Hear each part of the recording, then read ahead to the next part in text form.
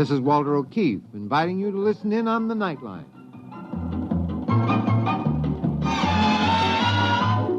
Tonight, live the incredible life of ages yet to come, in a time that might be 1,000,000 years from now, on X-1.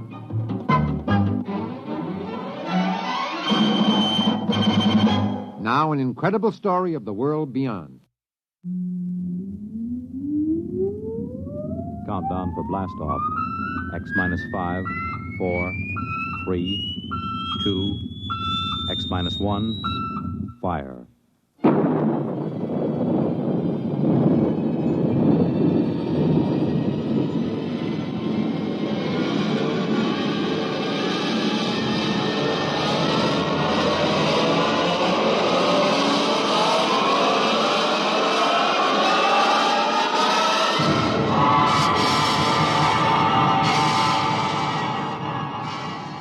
From the far horizons of the unknown come tales of new dimensions in time and space. These are stories of the future, adventures in which you'll live in 1,000,000, could be years, on 1,000 maybe worlds. The National Broadcasting Company, in cooperation with Galaxy Science Fiction Magazine, presents X-1.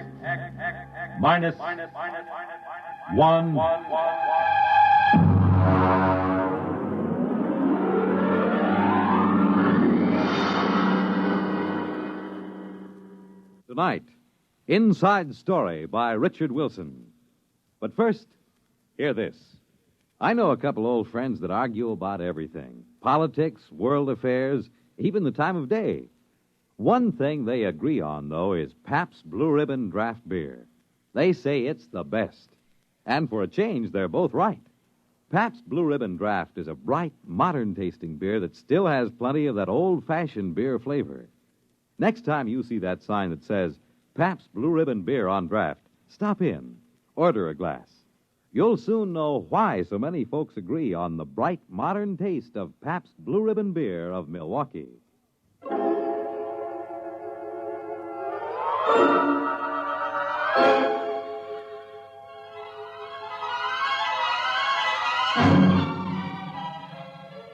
Now, X-1 and Inside Story.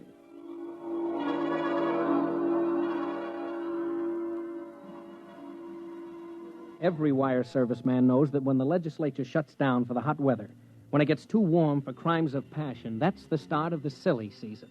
It's the time when the teletype chatters about the largest pumpkin grown in Sauk County and the dog that found its way home from Luna Base to the Cocoa Island rocket port. Well, it was the silly season when I reported to headquarters Martian sector of the Galactic News Service at IOPA. I found the bureau chief, Scott Warren, looking sourly at a strip of copy. GNS Sonala add lizards. Lizards? Lizards. Ew. New light on the longevity span of the Martian sand lizard was shed today by the Sonala Zoological Society. Now, that is what I call hot news. Flash copy. Dull day? Following a dull night. Was it like this in New York when you left? They had me covering a kitten in a tree in Gramercy Park. I would sell my soul for a nice, juicy cabinet crisis. Or else a little honest graft on a spaceport contract. Well, have you got any leads? No. The Garrison Administration of Martian Colonial Affairs is depressingly honest. When nothing's doing, you can stir it up a little. You know, rattle the local skeleton in the closet. Fan the fires a little. Have you read the Publications Responsibility Act of 1997? You can get 20 years for what you're thinking. Look, what's the local canker sore? What would you like most to get an inside story on? Something everybody covers up. Well, there's Druro. Oh, but that's Simon Pure. What's Druro? Nully Sanctuary. Oh, a religious institution? No. It's a quarantine set up for null-gravity neurocatinosis. Nully fever. It's completely segregated. Nobody's ever gotten a report out of there. Well, it sounds like a natural. Look, George, you're new. You don't fool around with Nully fever here on Mars. Be like lighting a cigarette in a powder magazine. Chief, how would you like an inside story out of Druro? You can't get in. I will give 8 to 5. Now, look, who's in charge? The Ministry of Health, but you can't... Okay. Don't let the sand lizard take up all the space. I will get in.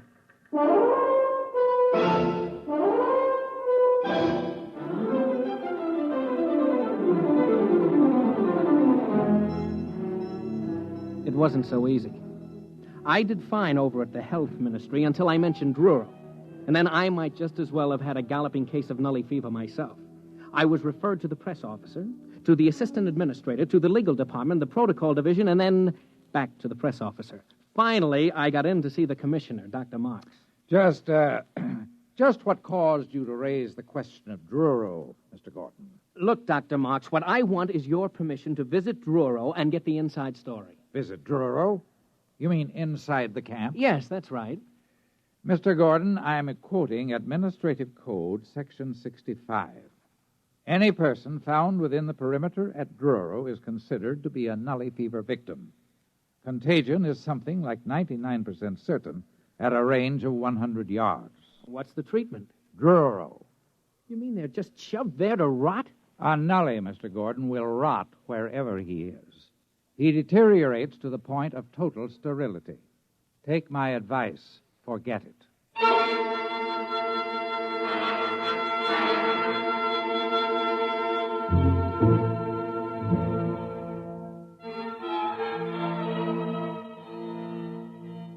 Naturally, I didn't forget it. I did more research. I found out that nully fever seemed to be a mutated virus that got that way in the early Earth-Mars rockets that had inadequate radiological shielding. The symptoms masqueraded as half a dozen diseases, but the end product was the same. A physical deterioration that I don't care to go into, and a psychological lowering to an animal state.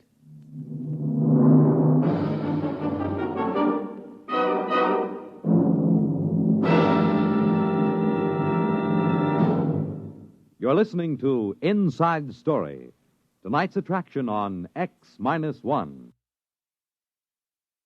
Now, back to X-1 and Inside Story.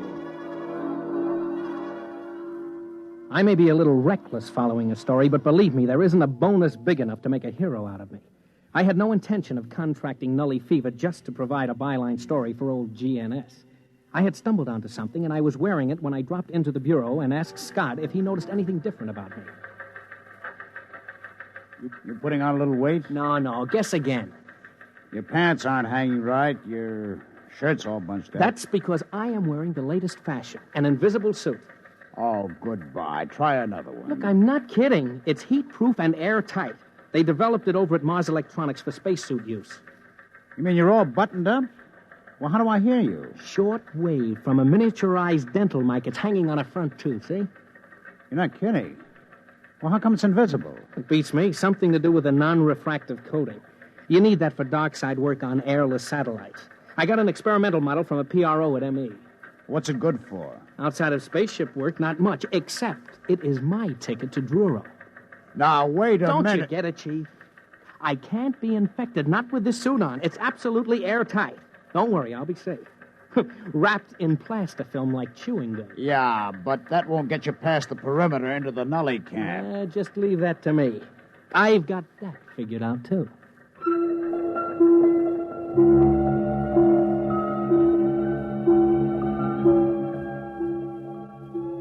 I picked up a sandcat out to the town of Druro and waited for 2 days.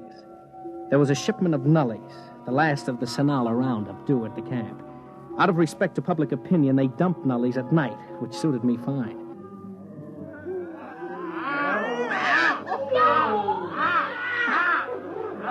About 100 nullies were going over the newcomers like kangaroo caught in a frontier jail. I don't think anybody actually got killed, but they almost tore the new bunch to pieces, grabbing cigarettes, jackknives, buttons, shoes, anything. And then, like as not, the old-timers would fight each other for it. The whole thing was over at dawn, and I could get a look around the camp. There were prefab huts and some trees. I started over to one of the huts. My hut. Take it easy, friend. I'm not going to hurt you. Look, I'm your friend. Sure. You think you're going to steal my ration, huh? I'll kill you first. How long have you been here? 2 years. Got a cigarette? Here. No, don't grab. I'll toss you one. Don't you make a move towards me. Sure. What were you before you got in here? Huh? A teacher. An IOPA technical. I fixed them before they got me. I cut down 10 medics with a power drill. When is breakfast, friend? You go plenty hungry. Ration isn't until tomorrow. You think there was some fight last night? Wait till you see ration drop. Last time somebody tried to beat me to a ration case, I fixed her. Never mind. Don't tell me about it. Hey, what's that over there? Up the hill. Looks like a regular fortress. What are you trying to do? Hurt me? No, I just asked you what goes on up there, those other huts inside that barricade. You spying for them? Yeah, sure. You're spying for them, you dirty...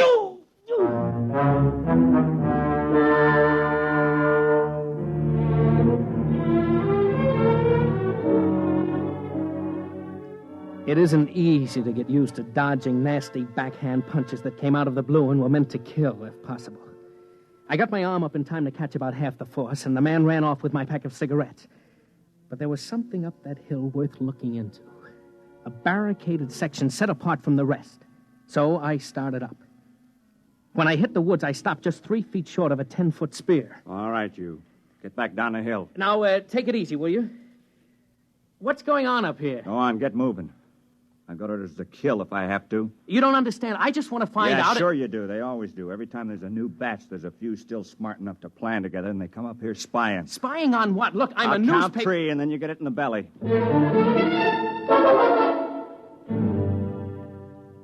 No hero I got before he reached 1.5. That night, I managed to talk to the ex-teacher without either of us slugging the other. I asked him about the guard on the hill. They get all the best rations. They make us give up our food or they come kill us. They've got spears and knives. You mean there's a gang up there living off the rest of you? Yeah. I killed one of them once. Caught him from behind with a rock. They came down and killed 10 of us. Didn't get me, though. Funny, huh?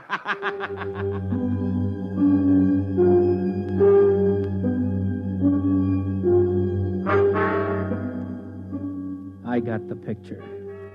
It's been the same every time men are herded together like animals. Andersonville, Buchenwald, and Dachau, the Alaskan camps in the 70s, and now Druro. The strong live off the others, a kind of racketeering in spades. Grab the best of everything, live as rich as you can, and don't worry how many you leave to starve to death. We're gonna get them, though. Tonight. Got rocks together and clubs. Go up there and we'll get them. You come.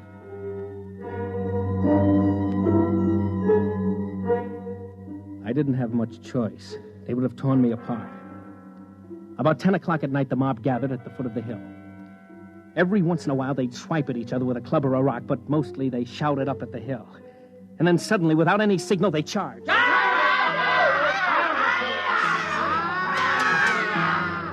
It was kind of sick. Men and women, heaven knows what they were before, teachers, mothers, anything, screaming and running up that hill. And then the defenders cut loose. There were torches so I could see, rocks rolled down, boiling water, spears, arrows, enough to cut down that unarmed mob. I was hiding behind a tree now, sick, good and sick. When it happened... No! My arm! Hold on, Bud. I'm going to pull this arrow out. Here goes now.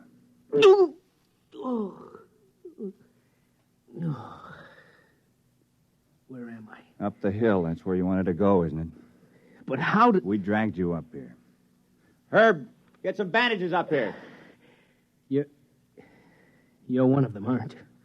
One of who? The big shots, the kingpins, gangsters. You didn't get hit in the head, did you? Oh, it's too bad they didn't wipe you out up here. It's tough enough living in a place like this, but to prey on the weak ones... Look, fella, I think maybe you got the wrong idea. Oh, thank heaven I'm safe from this kind of... Yeah, I wondered when you'd notice. That fancy suit of yours got torn when the arrow hit. Oh, no.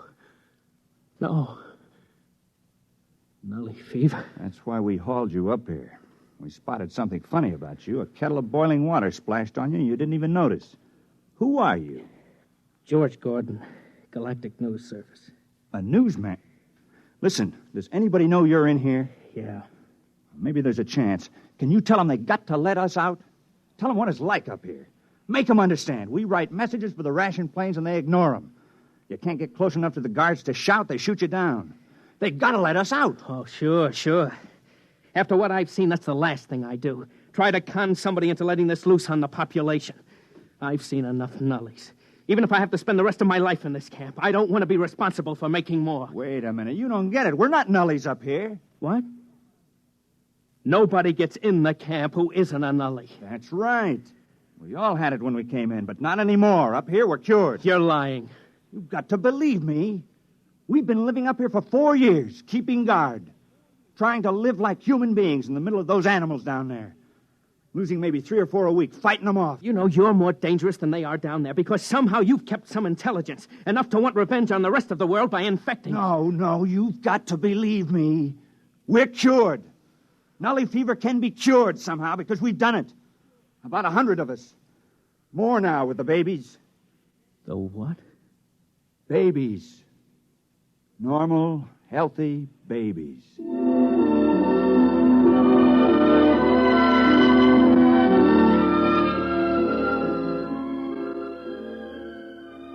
He pointed across the clearing to another hut, and I saw it. A woman about 30, sitting on the doorsteps, nursing a baby, an infant. And I heard the words of the commissioner echoing in my ear. And, of course, total sterility. These weren't nullies, not anymore. If they could have babies, they must be cured, living as a desperate island in a mad world of violence.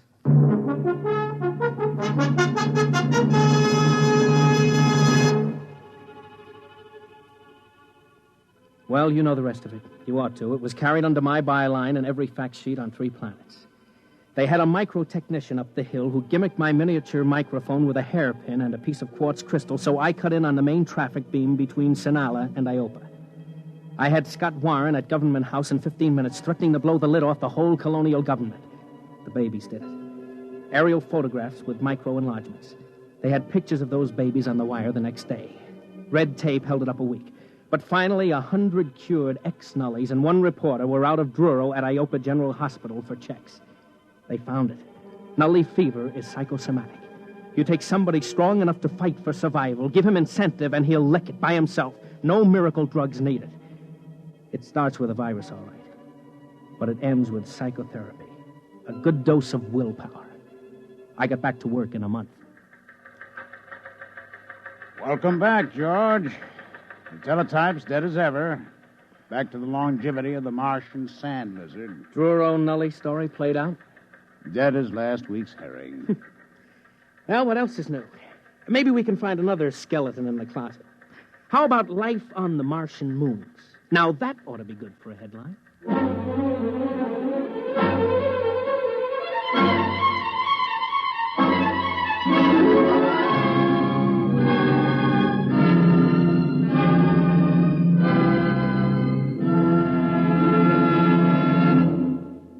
Fred Collins again, and I'll have a word for you about next week's X-1 in a moment.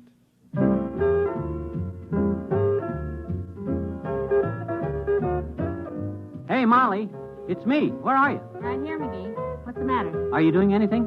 Am I doing anything? I've got a towel wrapped around my head, a broom in one hand, a bucket of soap and water in the other, and the kitchen curtains under my arm, and you ask me if I'm doing anything. Sure, I'm vacationing in Florida. Oh, here, Molly, let me take that stuff. What are you doing? Now, just sit down. Sit down right here. Well, you're sweet, McGee, but I've got... You can go back to work in a minute. I got something big to tell you. You know, something really big. What have you gone and done?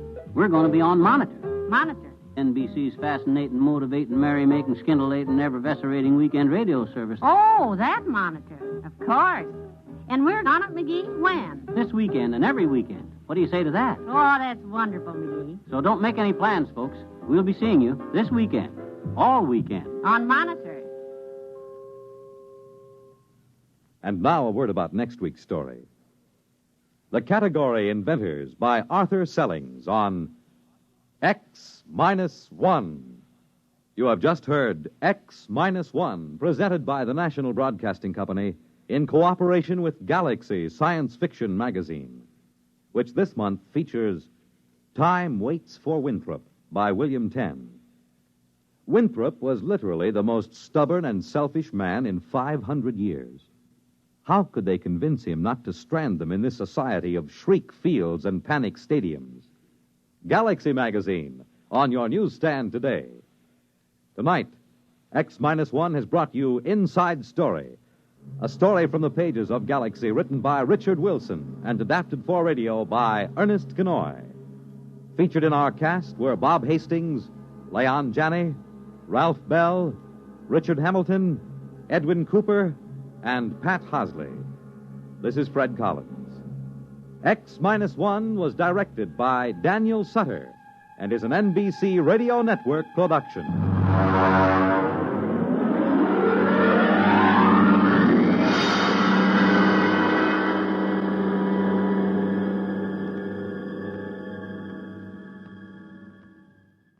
There's excitement in the air at night, and Nightline brings it to you.